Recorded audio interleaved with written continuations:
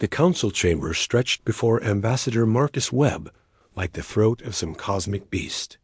Obsidian floors polished to mirror brightness reflected the glow of 400 alien delegations seated in ascending tiers that climbed toward a ceiling lost in artificial starlight. The air itself hummed with translation fields, converting thousands of languages into comprehensible thought. Marcus stood alone on a circular platform at the chamber center, a spotlight of pale blue energy illuminating him like a specimen under examination. He had walked this platform once before, 3 years ago, when Earth first petitioned for council membership. Back then, the chamber had felt welcoming, almost warm. The crystalline High Arbiter had spoken of cooperation, of humanity joining the great family of stars. They had offered treaties, trade agreements, technology exchanges. Earth had signed everything, grateful to be recognized by a civilization that had maintained peace across the galaxy for 17 millennia. Now Marcus understood what that peace truly cost. The High Arbiter rose from its central throne, light fracturing through its translucent body into rainbow patterns that hurt human eyes. Around it, the inner circle of the council stirred. Ambassador Ralph of the Confederation, a massive creature covered in silver fur, leaned forward with predatory interest. The Threxian delegate, insectoid and angular, clicked its mandibles in what might have been anticipation. Dozens of aquatic Keltorians bubbled in their pressurized tanks, their bioluminescent patterns flashing in complex sequences. Ambassador Webb of Earth, the Arbiter's voice resonated directly in Marcus's skull, bypassing his ears entirely. You stand before the Galactic Council to answer charges of treaty violation. How does humanity plead? Behind the scenes, hidden in the observation galleries, Captain Lisa Torres watched through enhanced optics. Her hand rested on her sidearm, though she knew any weapon would be useless here. Beside her, Dr. Robert Kane monitored biometric data flowing across his neural interface, tracking Marcus's heart rate and stress levels. The twins, James and Emma Frost, stood at separate vantage points, their enhanced minds processing every detail of the chamber's layout, every position of Council security forces, every potential exit. Marcus took a breath. In his earpiece, so small no scanner had detected it, Torres whispered, "Vitals good. You're clear to proceed." "We acknowledge the charges," Marcus said, his voice carrying clearly through the vast space. A wave of surprised murmurs rolled through the assembly. Species that communicated through color changes rippled with unexpected hues. Those with wings fluttered them in agitation. The Arbiter's crystalline form brightened momentarily before dimming to a contemplative glow. "You acknowledge unauthorized expansion into 14 star systems," the Arbiter stated. "You acknowledge interference with 3 developing civilizations in violation of the non-contact protocols. You acknowledge establishing independent trade networks outside Council regulation." The being paused. "These are not minor infractions, Ambassador. These actions threaten the stability we have maintained for thousands of years." Marcus clasped his hands behind his back, a gesture of military discipline he had learned during his years in Earth's stellar navy. "The charges are factually accurate, High Arbiter. We have expanded. We have made contact. We have traded freely." Ralph surged to his feet, his bulk making the tier tremble. "Then you confess. You admit to breaking the sacred compacts that bind all civilized species." "I admit to breaking agreements we signed in ignorance," Marcus replied calmly. "Tell me, High Arbiter, when Earth petitioned for membership, did anyone inform us that species joining the Council experience a 92% reduction in technological innovation within 2 generations? The chamber fell silent. Even the constant background hum of translation fields seemed to quiet. "Did anyone mention," Marcus continued, "that of the 512 species who achieved interstellar travel in the past 10,000 years, Only 423 still exist as independent civilizations? Did anyone explain what happened to the other 89? The Threxian delegate hissed, its translated words sharp. They fell to internal conflicts, to plague, to economic collapse. The galaxy is harsh, human. Not all species survive the transition to the stars. Convenient. Dr. Kane's voice came through the hidden earpiece. Marcus, I'm sending you the probability analysis now. Marcus felt his neural implant pulse as data loaded directly into his visual cortex. Numbers, patterns, historical records humanity had pieced together from fragments and whispers collected across 3 years of desperate research. We found patterns in those failures, Marcus said. Species that refused to limit their military forces experienced sudden internal rebellions within a decade. Those that declined council trade partnerships suffered mysterious economic crashes. Civilizations that innovated too quickly faced plagues that decimated their populations. He paused, letting his gaze sweep the assembled delegates. Always just enough destruction to fragment them. Never quite genocide. Nothing that would violate council law. These are serious accusations, the Arbiter said, its voice losing some of its resonance. Do you have proof? We have survivors, Marcus replied. The Yithran remnant, hidden on the edge of known space. They told us what happened when they refused to dismantle their fleet, how council economic sanctions destroyed their food distribution networks, how convenient it was that a plague broke out just as their government collapsed. In the observation gallery, Emma Frost watched security forces beginning to move, subtle shifts in position that suggested preparation for action. She touched her wrist calm. Marcus, they're getting ready to make a move. 2 minutes, maybe less.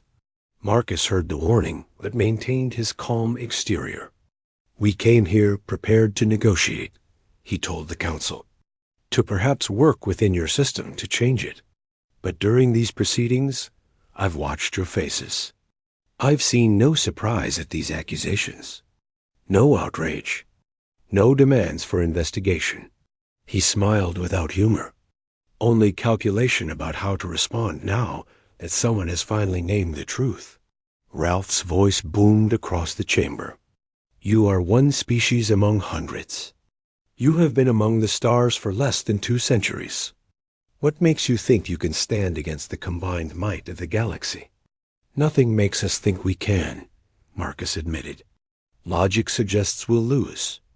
Probability favors your overwhelming numerical advantage. He tapped his wrist, and suddenly 4 more figures materialized on the platform beside him. Torres, Kane, and the Frost twins appeared as if they had been there all along. But humanity has a saying, we'd rather die on our feet than live on our knees. The Arbiter's form pulsed with what might have been anger. You are surrounded, Ambassador. Your shuttle is impounded. These theatrics change nothing. Our shuttle is indeed impounded, Torres agreed. But we're not in the shuttle. Marcus gestured to himself and his team. Quantum projection technology. We've been aboard our ship the entire time, safely beyond your jurisdiction. What you've been threatening and posturing at is light and mathematics. The revelation sent shockwaves through the chamber. Delegates rose from their seats. Security forces raised weapons. The Arbiter's light flared so bright that several species shielded themselves. This is unacceptable. The Arbiter thundered. You come before this council under false pretenses. You mock our authority. We protect ourselves from a body that has proven hostile to independent thought, Marcus corrected. As of this moment, Earth and all her colonies formally withdraw from every treaty, compact, and agreement with the Galactic Council. We will maintain our current territories. We will expand as we choose. We will offer protection and technology to any species that wishes to break free of your stagnant control. This means war, Ralph said quietly, his fury making his voice shake. We will mobilize every fleet, every ship, every weapon at our disposal. You will face the combined military might of 400 civilizations." Marcus nodded. "We know. We've calculated the odds. We accept them." The 5 projections flickered and vanished, leaving the platform empty. In the stunned silence that followed, the High Arbiter turned to address the council, but its words were drowned out by the sudden chorus of debate, argument, and barely concealed panic that erupted from the assembled delegates. Only in the back sections, where minor species with limited voting rights sat in their assigned places, did a different emotion spread. Several delegates exchanged glances loaded with meaning. For the first time in living memory, someone had said no to the council and lived to tell about it. Aboard the Defiant, safely stationed 3 light years away, Marcus removed his projection headset and looked at his team. Phase 1 complete. Now the real work begins. The war room aboard the Defiant resembled nothing the Galactic Council would recognize as a military command center.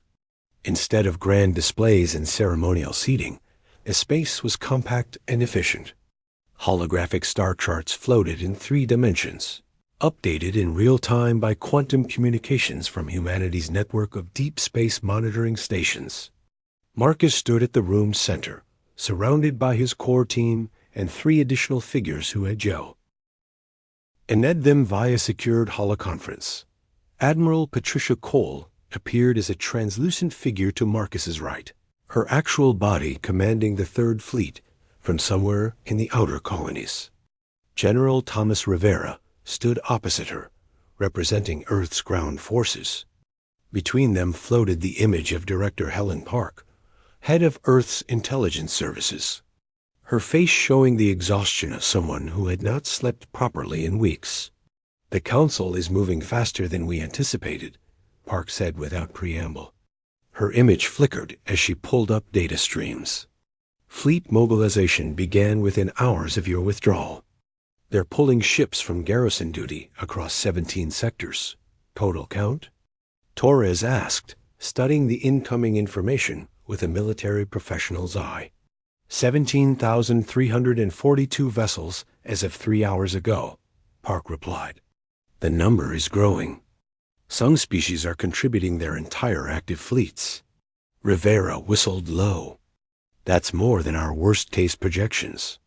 "They're scared," Emma Frost observed. She sat cross-legged on a bench, her eyes distant as she processed data through her neural interface. "This isn't just about punishing Earth. We've challenged the fundamental structure of their power. If we succeed, even partially, the Council collapses." "We don't need to succeed," Marcus corrected. "We just need to survive long enough to prove it's possible." Admiral Cole's hologram turned to face him directly. "Marcus, even with the ships we've hidden, we're looking at a 5-to-1 numerical disadvantage. Our technology is better, yes, but not that much better. In a straight fight, we lose."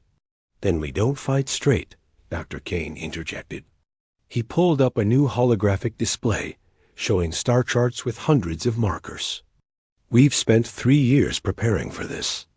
We know their logistics networks, their fuel depots, their communication relays. The Council has maintained peace for so long they've forgotten how to actually fight a war." Marcus nodded, moving to stand beside the hologram. "The Council thinks in terms of overwhelming force because that's all they've needed for millennia. Show up with enough ships, and lesser civilizations surrender. But we're not going to let them concentrate that force." He gestured, and the star chart zoomed in on a region of space called the Theta Corridor, a navigable route through an otherwise impassable nebula field. "The Council's fleets are spread across the galaxy. To reach Earth, 90% of them have to come through here. It's the only stable passage within 1,000 light years." Torres leaned forward, understanding dawning. "We mine it. We collapse it," Marcus corrected. "Dr. Kane has developed a resonance device that will destabilize the nebula's magnetic fields. The corridor will become impassable for approximately 6 months. By the time they find alternate routes, will have implemented Phase 2. Which is? Admiral Cole asked. Director Park's image smiled for the first time. We break the council from within. The hologram shifted again, now showing a web of connections between different alien species. Park highlighted several nodes in red. These are species currently under council control who have contacted us secretly over the past 2 years. The Ithran remnant, as you know, but also the Pelthian underground, the Corvan resistance, and 3 others we haven't fully verified yet. James Frost stood and walked through the holographic display, his hand passing through streams of data. Each of these groups has been suppressed by the Council in different ways. Economic sanctions, military occupation, forced technology restrictions. They've been waiting for someone to prove that resistance is possible. We give them hope, Marcus said. We give them weapons. And we give them the one thing the Council can't counter, proof that their system can be defied. Rivera frowned. You're talking about starting a galactic rebellion. That's going to cost millions of lives across dozens of worlds. It's already costing lives, Emma countered. The Council maintains its peace through slow strangulation. Species fade away over generations, their potential crushed before they realize what's happening. We're just making the conflict visible. Still, Rivera pressed, we need to be clear about what we're doing. This isn't a clean military operation. This is going to be messy, complicated, and full of moral gray areas. Marcus met the general's eyes. I know, but the alternative is surrendering and watching humanity become just another subordinate species. Our innovations controlled, our expansion halted. Our future decided by beings who fear change more than stagnation. He paused. I won't accept that. Earth won't accept that. And I believe there are hundreds of other species who won't accept it either, if they're given a choice. The room fell silent for a moment. Then Admiral Cole spoke. What do you need from the Third Fleet? Mobility, Torres answered. We need fast-strike groups that can hit Council supply lines and disappear before reinforcements arrive. This can't be a war of occupation or territory. We hit, we fade, we make them chase us across empty space. I can do that, Cole confirmed. What about the home fleet? Earth's defense? That's my concern, Torres said. We have 800 ships assigned to Sol System defense, with another 400 in close reserve. The Council will come for Earth eventually, probably after they've dealt with what they perceive as our forward forces. We need to make our home system a fortress. Dr. Kane pulled up schematics of Earth's orbital defenses. We've been upgrading the Mars defense grid for 2 years. Directed energy platforms, missile networks, mine fields. If the Council wants Earth, they'll have to pay for it in blood. How long can we hold? Marcus asked. Against their full force. Kane considered. Maybe 2 weeks. A month if we're lucky and they're incompetent. Then we make sure they never get the chance to bring their full force to bear, Marcus decided. He turned to Director Park. The intelligence services need to accelerate contact with potential allies. I want every suppressed species, every resistance movement, every group with a grudge against the Council to know that Earth is offering an alternative. Some will betray us, Park warned. Some will take our weapons and technology and sell it to the Council for concessions. I know. But some won't. And those are the ones who'll change everything. Emma stood and moved to the star chart, her fingers dancing through the holographic controls. There's another element we haven't discussed. The Council isn't monolithic. We've identified at least 40 species whose delegates privately oppose the current leadership, but lack the political power to challenge them. You want to drive a wedge in the Council itself, Rivera said. We want to give moderate voices a reason to speak up, James corrected. Right now, the Council is united because we're painted as a threat to galactic stability. But if we can demonstrate that we're fighting for self-determination, not conquest, some of those moderate species might start asking uncomfortable questions about their own government's policies. Marcus considered this. It's a gamble. We risk legitimizing the Council by suggesting it can be reformed. Everything we're doing is a gamble, Emma replied. But if we can split the Council, even partially, the odds shift dramatically in our favor. Torres checked her datapad. Speaking of odds, we have another issue. The Council has offered a bounty for information leading to the capture or destruction of Earth's leadership. Specifically, they've put a price on the heads of everyone in this room. How much? Kane asked with academic curiosity. Enough to buy a small moon, Park said dryly. We're officially the most wanted beings in the galaxy. Marcus laughed, a sound that surprised even himself. Good. That means we're making them nervous. Admiral Cole's expression remained serious. Marcus, I need to ask, what's the endgame here? Best case scenario, we survive the initial assault. We inspire some rebellions.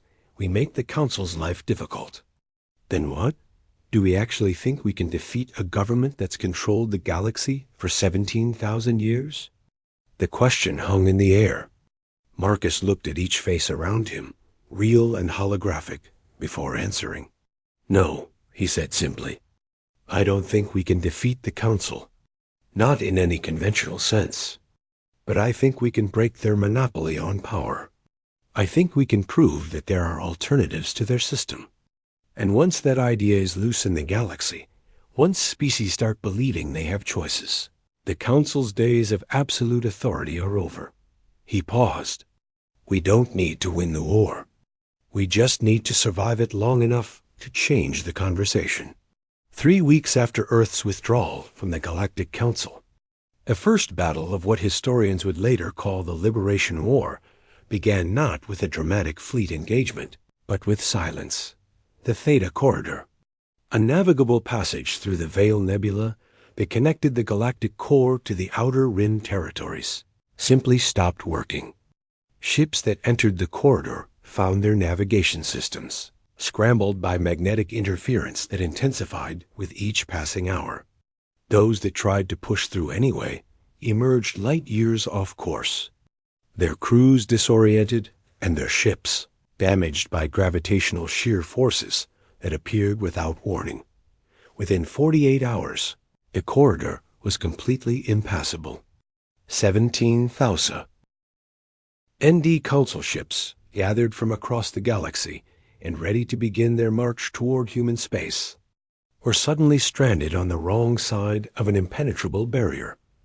High Arbiter Solen, whose crystalline form had dimmed noticeably since the confrontation with Ambassador Webb, stood in the emergency session of the Council and struggled to maintain composure. Around the chamber, delegates shouted over each other in hundreds of languages, their translation fields creating a cacophony of accusation and blame. How is this possible? Demanded Ambassador Ralph, his silver fur bristling with barely contained rage. The Theta Corridor has been stable for 3 million years. It doesn't just collapse. It didn't collapse, replied Council Chief Scientist Drava, a six-limbed being whose species had mapped stellar phenomena for 2,000 years. It was destabilized deliberately. We've detected the residue of resonance devices at 17 points along the corridor. Devices that match no known Council technology. Human work, the Threxian delegate hissed. They planned this. They knew we would come through the corridor. Solen's light pulsed weakly. Can it be repaired? Eventually, Drava answered. But the resonance will need months to dissipate. Any attempt to force passage risks permanent damage to our ships. Then we find another route, Ralph growled. The next closest passage adds 4 months to our travel time, Drava explained, pulling up star charts. And it requires traversing the territories of 3 neutral species who have already denied us passage rights. In the silence that followed this revelation, a new voice spoke up. Ambassador Kellis of the Pelthian delegation, a species known for their diplomatic caution, rose from her seat. Her aquatic form moved gracefully in its pressurized tank as she addressed the assembly. "Perhaps," she said carefully, "we should consider negotiation." The chamber erupted again. Ralph's roar drowned out most other voices. "Negotiation? They have attacked us. They have crippled our fleet before we even engaged. They have avoided killing anyone," Kellis pointed out. "The corridor closure was executed without casualties. They could have turned those resonance devices into weapons, destroyed ships, killed thousands. Instead, they chose to delay us. A tactical decision, nothing more," the Threxian delegate argued. "They buy time to fortify their positions." "Or they send a message," Kellis countered. "They demonstrate capability without cruelty. Perhaps they genuinely seek coexistence on their own terms rather than conquest." Solen's form brightened slightly, a sign of attention. "You suggest we appear weak by negotiating after they've struck first." "I suggest we appear wise by recognizing when our initial strategy has failed," Kellis replied. "We assembled our fleets based on assumptions that humans would fight conventionally, that they would wait for us to arrive and attempt to defend their territory. Those assumptions were wrong." Before the debate could continue, Director of Council Intelligence Vren, a being composed primarily of networked fungi, materialized at the center of the chamber through holographic projection. "High Arbiter, we have a situation developing in Sector 7. The star chart shifted to show a region of space far from Earth, deep in Council territory. Vren highlighted a planet called Pelthros Minor, a Pelthian colony world. 20 minutes ago, Pelthros Minor declared independence from the Council," Vren reported. "They've seized control of the orbital defense platforms and are broadcasting demands for self-governance." Ralph leaned forward. "A single colony? Send an occupation force and execute the leaders. Standard protocol." "It's not just one colony," Vren continued. The star chart expanded, showing red markers appearing across multiple sectors. "We're receiving reports of unrest on 17 worlds. Protests, strikes, demands for treaty renegotiations. And in 3 systems, open rebellion." The chamber fell silent. Solen's light flickered. "This is coordinated." "Obviously," Vren agreed. "We've intercepted communications. Each rebellion received supplies within the past 2 weeks. Technology, weapons, and detailed intelligence about Council fleet positions. All of it traceable to human sources. They're not just fighting us," Emma Frost said, though no one in the Council chamber could hear her. She stood aboard the Defiant, watching the same intelligence feeds through intercepted Council communications. "They're surrounding themselves with allies while we chase our own tails." Marcus studied the pattern of rebellions on his own display. Each one was strategically placed to disrupt Council logistics or communication networks. "Director Park's people have been busy." "Too busy, maybe," Torres cautioned. "We're spreading our resources thin. Every weapon we give to rebels is one we don't have for our own defense." "We don't have enough weapons to defeat the Council alone," Marcus replied. "But we have enough to spark something bigger. Something they can't contain with overwhelming force." Dr. Kane pulled up casualty reports from the rebellions. "So far, minimal bloodshed. The Pelthian rebels are holding their positions without firing on Council forces. The others are following similar patterns." "That's intentional," James Frost explained. "We've been very clear in our communications with resistance groups. This isn't about revenge or conquest. It's about demonstrating that peaceful resistance is possible when backed by adequate defensive capability." "The Council won't see it that way," Rivera warned via holoconference. "They'll see insurrection and respond with force." "Let them," Marcus said quietly. "Every time the Council uses violence against peaceful protesters, they prove our point about the nature of their rule." Back in the Council chamber, The debate had evolved into barely controlled chaos. Species that had never questioned council authority were suddenly demanding explanations. How had human intelligence penetrated so deeply? How had weapons been distributed across secure council space? Why had the warning systems failed? Solène raised all of its crystalline appendages, calling for order. "We face a crisis unprecedented in council history," it announced. Not because humanity possesses superior military power, but because they have weaponized an idea. The idea that council membership is optional, that our authority can be questioned. Then we destroy that idea, Ralph snarled. We make an example of Earth so devastating that no species will ever dare question us again. To do that, we must reach Earth, Drava pointed out, which currently we cannot. Then we find a way, Ralph insisted. We move heaven and stars if necessary, but we reach Earth and we end this. Kellis spoke again, her voice calm but firm. And while we spend months navigating alternate routes, how many more rebellions will ignite? How many more species will decide they prefer human weapons and independence to council protection and stability? You sound sympathetic to the humans, the Thrixian delegate accused. I'm sympathetic to reality, Kellis replied. We are fighting a war on multiple fronts against an enemy who prepared for this confrontation far better than we anticipated. Pride is a luxury we can no longer afford.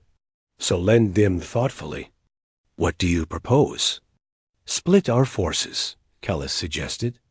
Send half to suppress the rebellions and secure our existing territories. Send the other half along alternate routes to Earth. It will take longer, but we maintain pressure on both fronts. That gives the humans exactly what they want, Ralph objected. Time and divided opposition. The alternative is focusing everything on Earth, while our entire civilization fragments behind us, Kellis countered. The debate raged on. But Marcus had already anticipated this split. Aboard the Defiant, he pulled up revised strategic projections. They'll divide the fleet, he predicted. Probably 60-40, with the larger force heading to Earth and the smaller one addressing rebellions. How can you be sure? Torres asked. Because it's what I would do, Marcus replied. They can't ignore the rebellions, but Earth is the symbol, the source. They have to believe that if they destroy us, the resistance movements will collapse. Will they? Rivera asked. Marcus considered the question carefully. Some will. Maybe most. But not all. We've been very careful about which groups we support. We've chosen species with genuine grievances and the capacity for self-governance. Even if Earth falls, some will survive and continue. That's a cold calculation, Rivera observed. It's a necessary one, Marcus replied. We're not fighting to save Earth. We're fighting to break the Council's monopoly on power. Earth's survival would be ideal, but the mission succeeds even if we fail, as long as enough alternative power structures emerge. Admiral Cole's hologram frowned. You're talking about Earth as if it's already lost. I'm talking about Earth as a catalyst, Marcus corrected. The spark that starts a fire. Sparks don't need to survive for fires to burn. Back in the council chamber, a decision was finally reached. The fleet would split. 9,000 ships would take the long route to Earth, with an estimated arrival time of 4 months. The remaining 8,000 would deploy across council space to suppress rebellions and secure critical infrastructure. As the session adjourned, Kellis found herself approached by several other delegates. Species from the mid-tier of council hierarchy who rarely spoke up in formal sessions. You took a risk today, one of them said quietly, suggesting negotiation. Someone had to say it, Kellis replied. This war benefits no one. The humans would say it benefits them. Kellis's bioluminescent patterns flickered in her species' equivalent of a smile. The humans have already won the only victory that matters. They've proven that the Council can be challenged. Everything from here on is just deciding the cost of that proof. The other delegates drifted away, leaving Kellis alone with her thoughts. She accessed a private communication channel, one that not even Council intelligence knew existed, and composed a brief message. "The fleet divides," she transmitted. 9,000 coming to you. 4 months. Light years away, Director Park received the message and smiled. Ambassador Kellis had been one of their first recruits, a Pelthian who remembered when her species had been truly independent, before Council membership had slowly eroded their sovereignty over 3 generations. The game was entering its second phase, and humanity was still several moves ahead.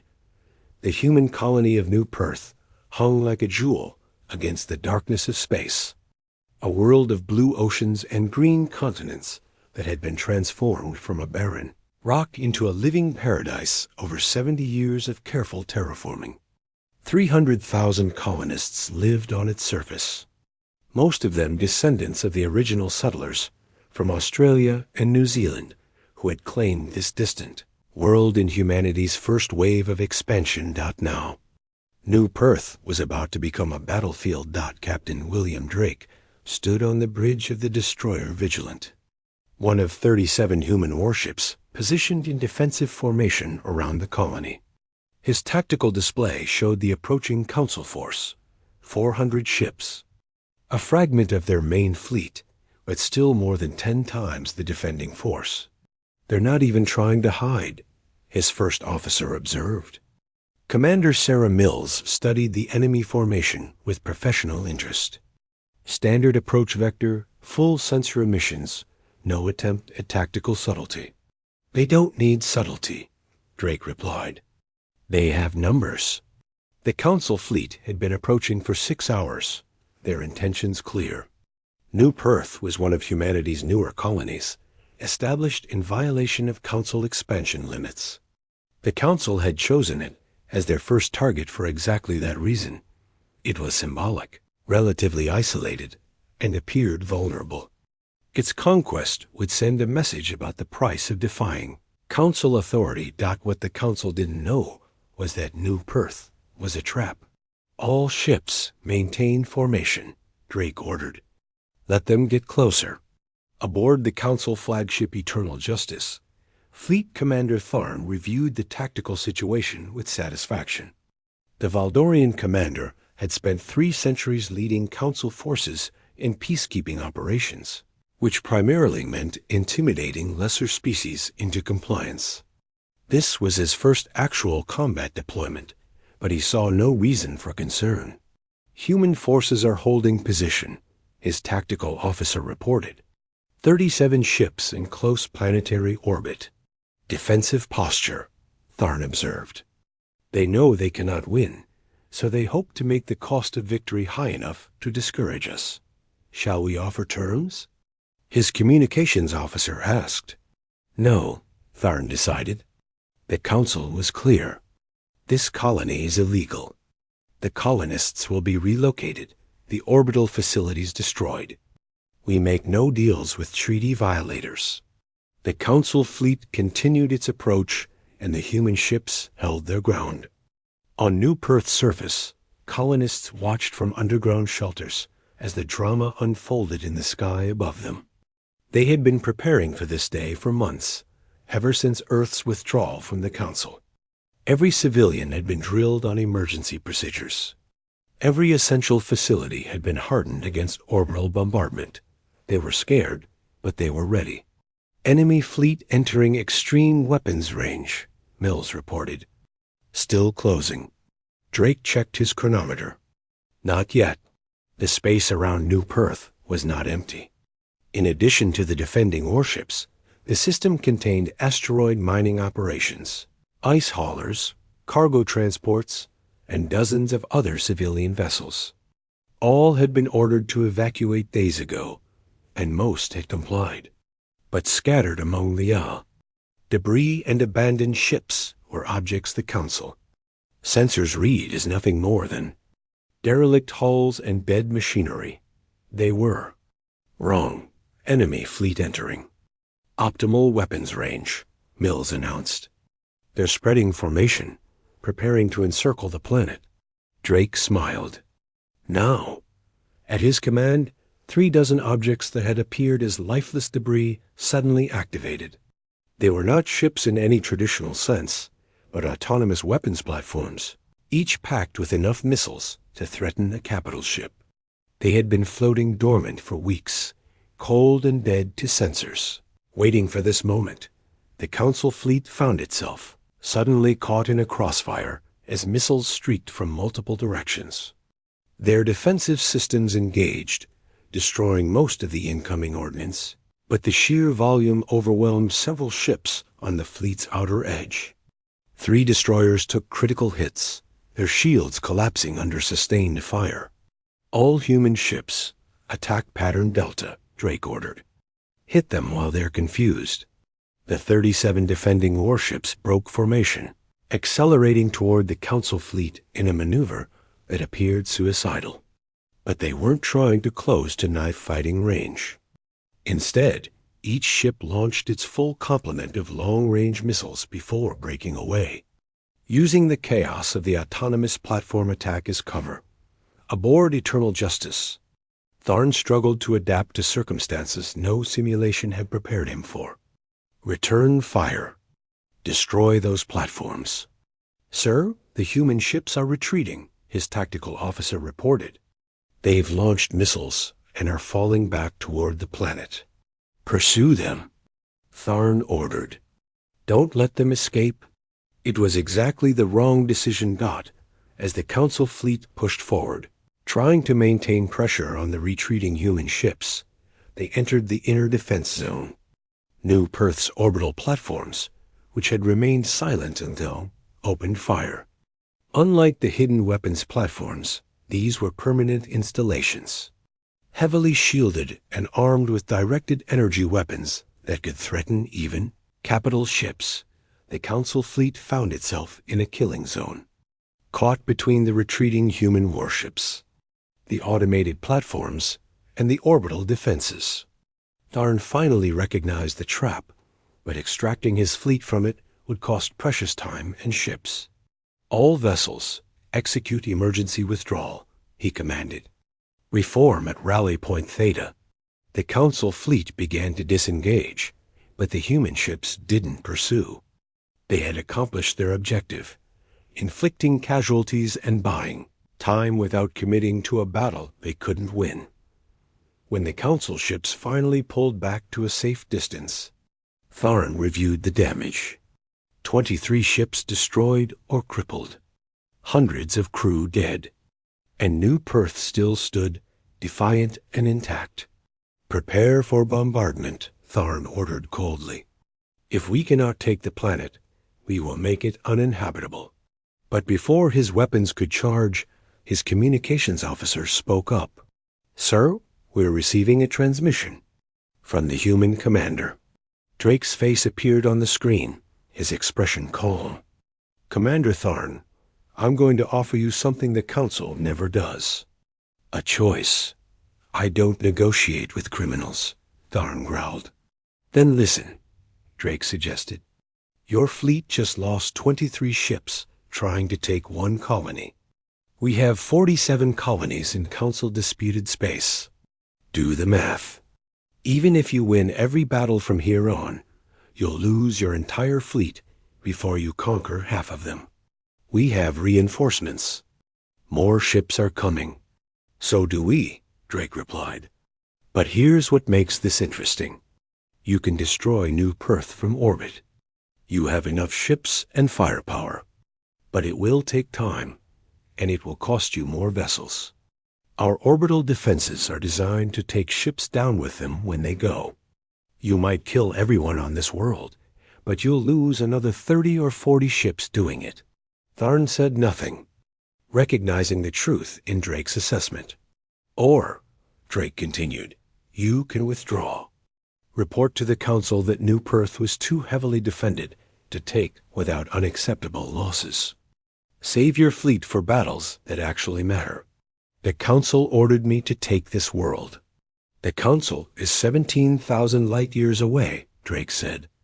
By the time they receive your report and send new orders, this war will have evolved beyond anyone's predictions. You're a military commander, Tharn. Act like one. Make the decision that preserves your force's combat effectiveness. The transmission ended, leaving Tharn alone with his thoughts. Around him, his bridge crew waited for orders.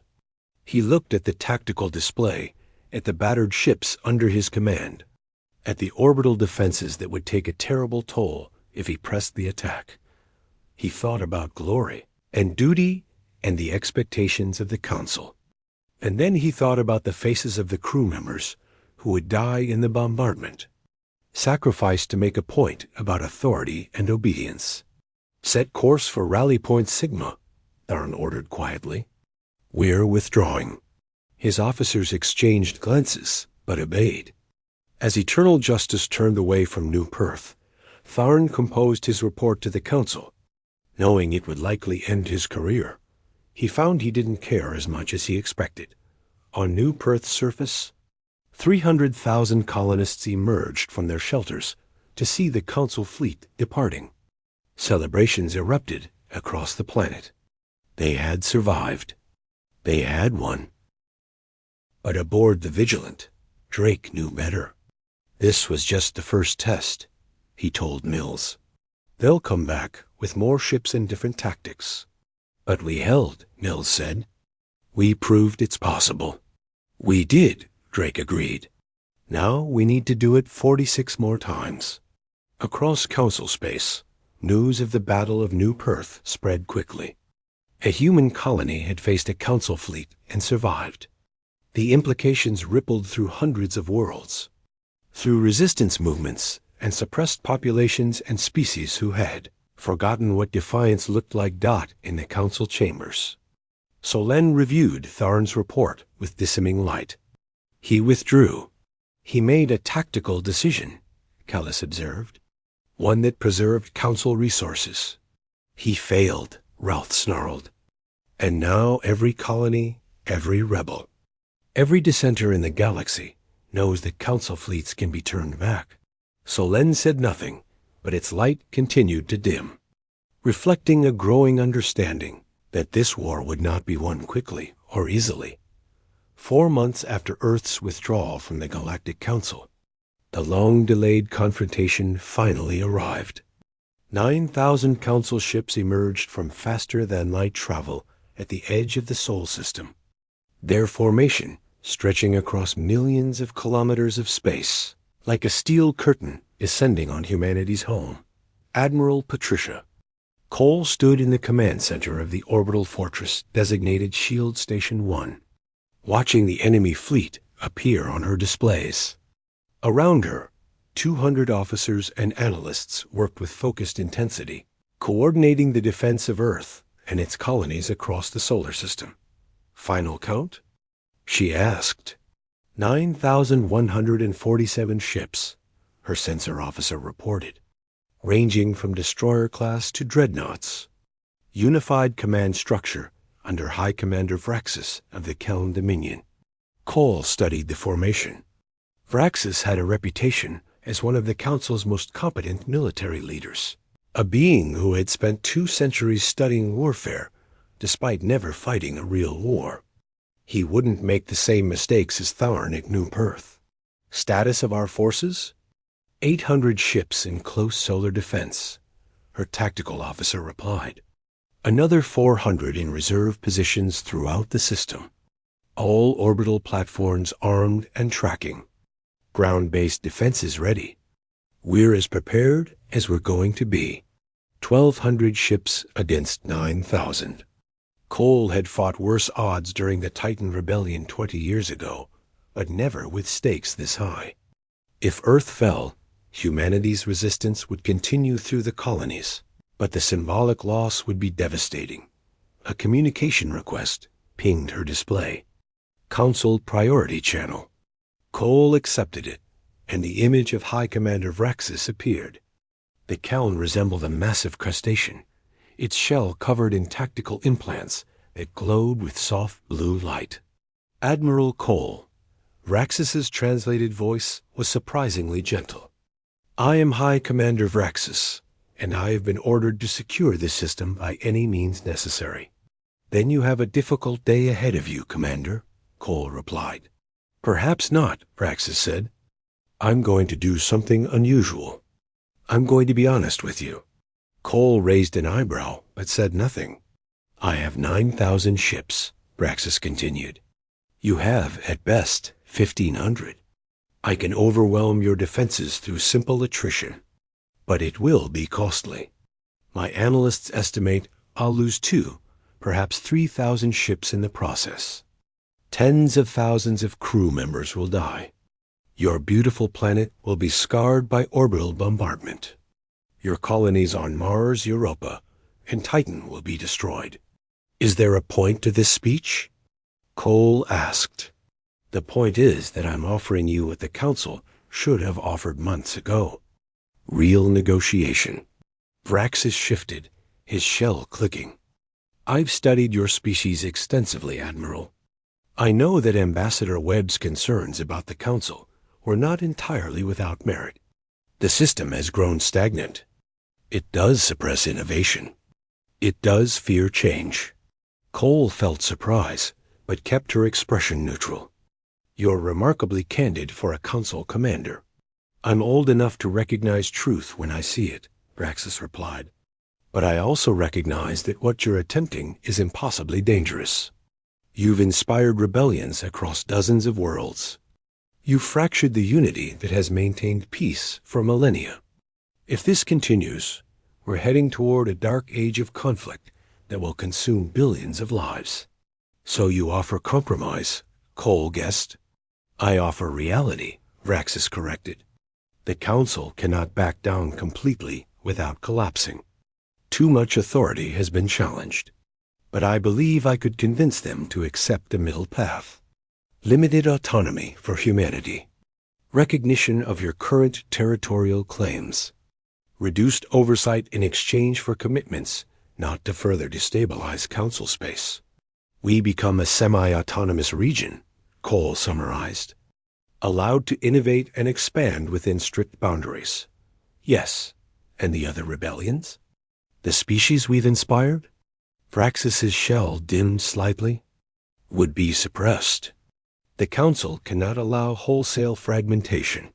Cole was silent for a long moment. The offer was better than she had expected, more generous than the Council's usual terms. It would save Earth, preserve some degree of human independence, and end the immediate threat. It would also betray every resistance movement that had risen at humanity's encouragement. I need to consult with my government. Cole said. You have 6 hours, Vraxis replied. After that, I have my orders. The transmission ended. Cole immediately opened a secure channel to Earth's surface, to the building in Geneva where what remained of the United Earth Government maintained its headquarters. Secretary General David Okonkwo appeared on her screen, his dark face lined with exhaustion. Around him, Cole could see the faces of other government leaders via holographic link. We heard, Okonkwo said without preamble. What do you think? I think Vraxis is sincere, Cole replied. I also think his offer is designed to split us, to make us choose between our own survival and our principles.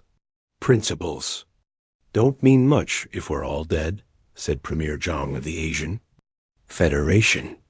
They mean everything if we die for nothing, countered President Edeimi of the African Union. Debate that followed was heated, but remarkably brief. Within an hour, consensus emerged.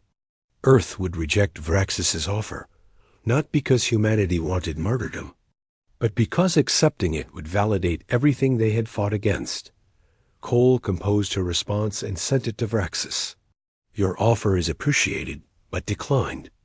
Earth stands with every species fighting for self-determination. We will not purchase our freedom with their chains. Vraxis's response came within minutes. I suspected you would say that. For what it's worth, Admiral, I respect your consistency. He paused. I'm going to give you one more gift.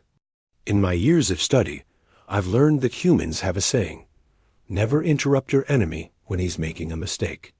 The Council is making a mistake by forcing this confrontation. I'm going to make sure they commit to it fully.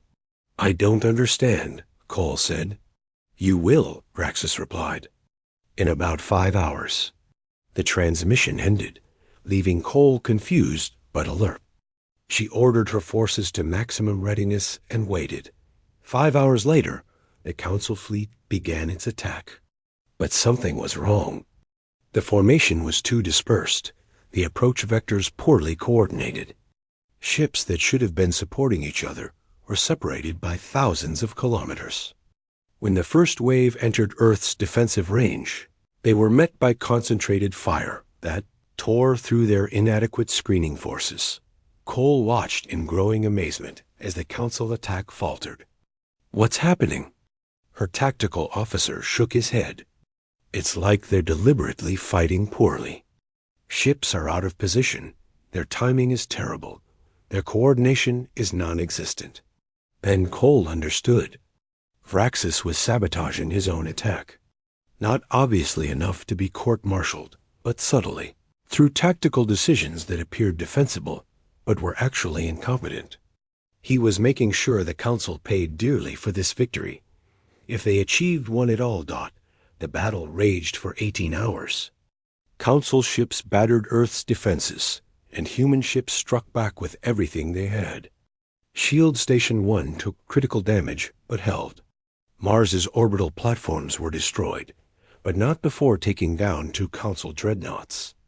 Europa's ice fields became graveyards for ships from both sides. When Vraxis finally called for retreat, his fleet had been reduced by nearly 40%. 4,000 ships destroyed or crippled. Casualties in the hundreds of thousands. And Earth still stood, battered but UNCONQUARED, in the Council chambers. The news arrived like a thunderbolt. Solen's crystalline form pulsed with barely contained rage. 40% casualties? It demanded. How is this possible? The military advisors had no good answers. The recordings of the battle showed ships fighting bravely, but poorly. Coordination breaking down at critical moments. Opportunities squandered through inexplicable tactical decisions. And across Council space, on worlds where resistance movements had been watching and waiting, the news sparked hope and action. If Earth could hold against 9,000 ships, perhaps they too could resist. Perhaps the Council was not invincible. After all, the rebellions that had been simmering erupted into open conflict. 20 worlds declared independence in the week following the Battle of Earth. The Council, its fleet shattered, and its authority challenged across the galaxy, faced a choice it had not confronted in thousands of years. Adapt or die. In the Council chambers, Kellis rose to speak, joined now by dozens of other moderate delegates who had found their voices. The old order is ending, she announced. We can either guide that change or be swept away by it. I propose we open formal negotiations with Earth and offer genuine autonomy to species seeking self-governance. The debate that followed would last weeks and reshape the galaxy. But the outcome was already becoming clear. Humanity had not defeated the Council militarily. They had done something far more dangerous. They had proven that alternatives were possible.